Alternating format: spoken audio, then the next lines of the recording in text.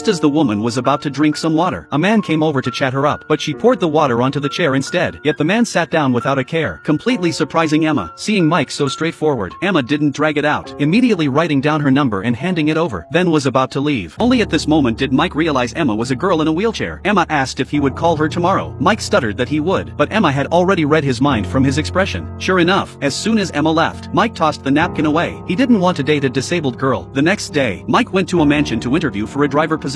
After some communication, the boss was very satisfied with his driving skills. Mike only just found out he was to drive the boss's daughter, who was called out. To his surprise, the boss's daughter was the very Emma he had asked for her number yesterday. What a small world. But the two acted as if they'd never met, shook hands, greeted each other politely, and were about to set off for the hospital. Before leaving, the boss specifically instructed Mike to take good care of his daughter. When Mike came out, Emma had already gotten into the car by herself. Mike said he was planning to call Emma today, but Emma called out his lie. Don't think I don't know you, threw the napkin into the water. Mike awkwardly didn't know what to say. But suddenly, Emma laughed, because the number she wrote was for a pizza place. Mike asked why she did that. She said she knew no one would like her like this, to avoid bothering them. As they talked, they arrived at the hospital entrance. Mike unfolded the wheelchair, wanting to help Emma sit, but she wouldn't let him touch her, so Mike had to give up. With the help of a caretaker, Emma finally went in for treatment. A few hours later, Emma came out. Mike quickly put down his ice cream to greet her solemnly. As soon as he opened the door, Emma noticed the trash inside. Then Mike remembered he had bought an ice cream for Emma too, which had melted into a puddle. Mike kept apologizing, promising he'd definitely get Emma's clothes cleaned. At this moment, Emma's heart unexpectedly rippled. The seemingly clumsy Mike wasn't that bad after all. Back home, while eating dessert, Emma watched Mike clean the car downstairs. Her dad came in expecting to hear complaints. "I found you many drivers. Each one didn't last more than 2 hours before you chased them away. When are you planning to chase this one away?" Looking at Mike working hard on the car, Emma surprisingly said he could stay, which surprised her dad, saying finding a driver she was satisfied with was really not easy. Emma was not young anymore, so her dad arranged a blind date, but the man in front of her really made Emma feel a bit queasy. She didn't like him much. Just listening to him slurp his coffee made her frown. Luckily, Mike appeared in time, reminding Emma it was time to go to the hospital for treatment.